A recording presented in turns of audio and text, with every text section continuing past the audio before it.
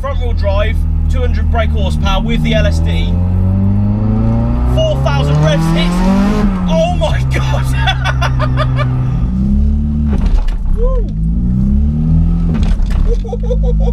Oh, that is really hard to drive. Right, what's up guys? So today you join me from the driver's seat of a 1994 Toyota Starlet GT. Now this one I've actually already done in the channel, and I will put a link at the top of the screen right now for you to go and view it. Now, about a month after I did the shoot, unfortunately the car decided to blow up. The bottom end went, which is a common problem on these. I know, as a couple of people did say in the comments on the last video, that's what you get for running power in these, unfortunately. So that's sort of the downside to it, but to me the positives outweigh that all day long. Now that it has a fresh engine in it, actually has parts off Johnny's old Glanzer in it as well, so that's quite good that he's got a mix of other cars that he's actually owned in the engine bay. It is again running a TD04, but a brand new one. Also on the turbo you got a brand new wastegate and a brand new intercooler kit. The clutch though, wow, what a on or off clutch, big time. But as a little go-kart, honestly, this car is madness.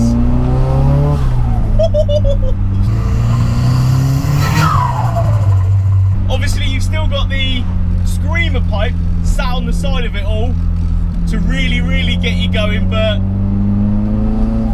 oh, it makes fantastic noises at such low RPM. But when the turbo starts spooling, my god, it is like a symphony of choo-choos and screamer noises going off. Now these little Starlets I've always been a big fan of. They always intrigued me as being something just ridiculous, because to have such a small engine and you strap a rather, you know, girthy turbo on the side from a Subaru Impreza, something really to experience for yourself. And I've always been astonished at every time I've looked into or seen any of these Starlets running any more power than standard. It's just madness, it really is. So, get that clutch right.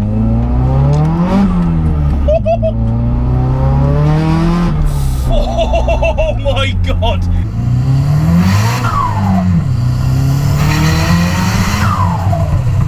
Now obviously from the previous video, this car has changed massively, and I can tell just from that little blip how much different it is, and different in a good way. The amount of control you have now in comparison to the previous car, really, because it is a completely different car. You've got an LSD set up front now, which is able to really control this car like it couldn't in the previous ones. It really knows how to put its power down now, which is what this car needed. Alright, it's probably running less brake horsepower as a general, you know, it was probably running about 210, whereas now it's running 200. It can use the 200, whereas, you know, the 210 with no diff and with, you know, sort of a dodgy engine, really, you can't use all of that power, and when you do, it was putting you in a fucking hedge or putting you into someone's fucking lane or something. It was madness. So it's so nice to jump in this now, knowing that all the proper bits have been done to it. Johnny's really taking his time to get, you know, the right little bits and bobs done. It shows when you drive it. Now obviously you've still got the stripped out back. Very cool to have in a little car like this. But you also have a fantastic looking white strut brace, which is actually a factory brace. Oh, it's hard to get off the line. With that diff as well that's clicking along like mad. Oh, it is awesome, but it's quite a handful to drive. Wouldn't be the best at parking, I don't think, but that's not what this car is about. It is about the roads that I'm about to go down. This is also running a brand new exhaust system as well. Now obviously all the brand new bits that have been put on this car, I will put the proper names for them in the description. As a package now, this car is unreal. It drives fantastic and it can put its power down, and that's the best bit. That's really what's got me going. Front wheel drive, 200 brake horsepower with the LSD, 4,000 revs hits. Oh my god!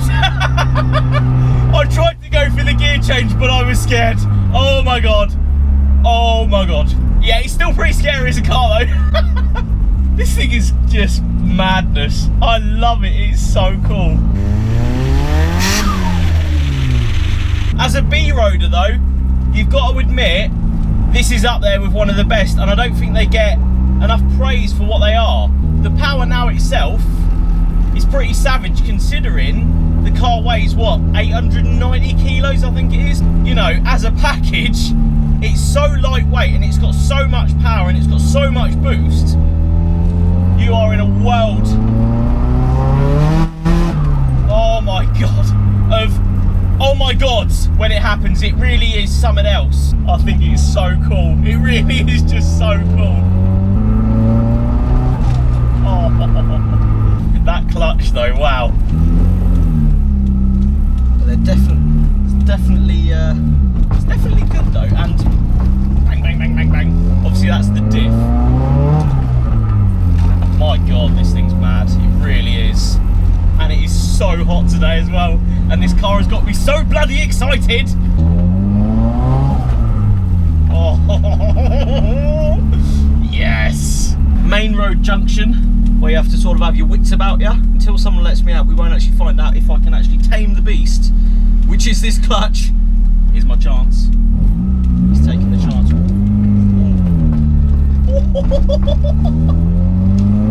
Oh, that is hard. That is bloody hard. It's good though, in a good way. It's the best way ever. I'm not complaining about it at all. It's like, it feels like it's, yep, we're going fast. Oh, yep, we're going to go now. Oh, yep, yep, yep.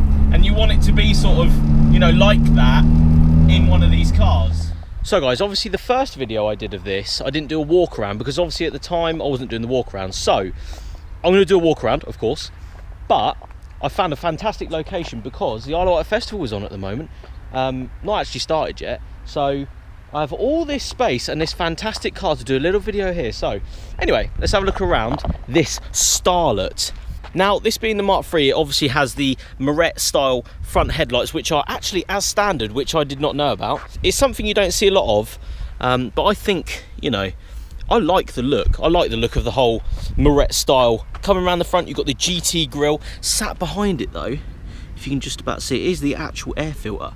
So obviously taking in a lot of air there for that cheeky turbo. Obviously you've got the front bumper cut out for the new intercooler that's been put on. It's a WEPR, W-E-P-R. I think I said that right, but I never say any of this Japanese malarkey right. But yeah, that's sitting quite nice up front. Wheels, you've got the Rota Speed 5s, white at the front with gold at the back, freshly powder coated. I like the whole mix up of different coloured wheels. Sort of works on one of these little quirky cars. You've got a set of Toyo T1R tyres all round. They do a very good job of putting the power down. Very surprised and happy, you know, considering the price of those sort of tyres. They're doing a very good job at putting this car and its power onto the road. Coming around the side though, you do get a sense of how small these cars are. Nice little hot hatch, you know. I like the size of the spoiler on these as well. Sort of makes it look a little bit more aggressive at the back. Coming around the back, you've also got this Zisco full exhaust system sitting proud at the back of the car.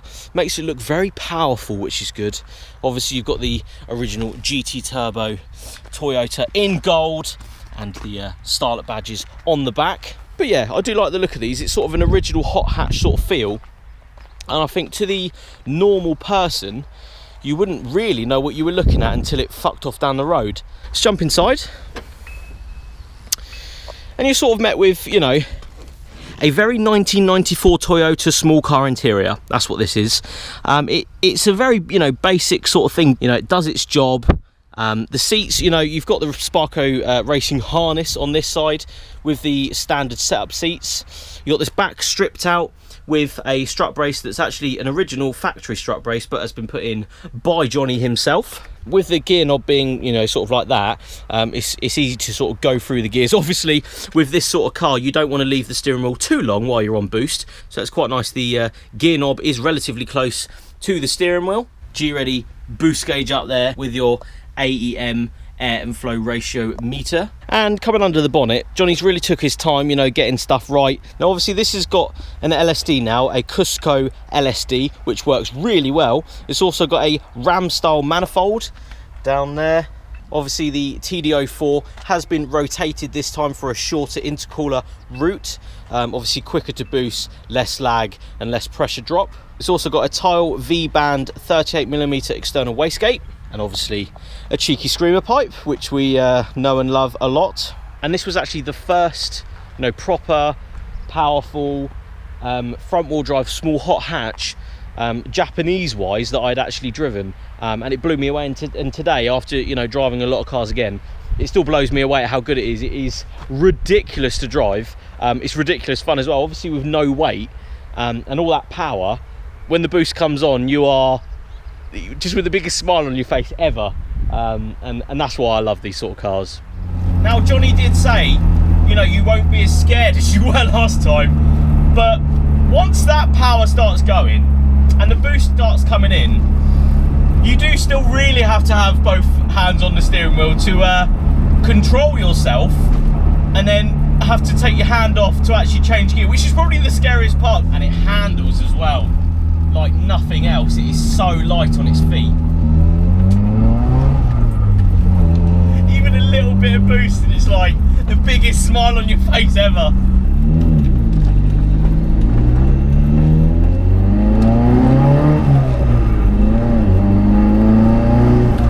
So guys, as you can tell, although it is a fantastically beautiful, sunny, warm day, it started raining, because this is obviously the UK and we can't have the best of everything.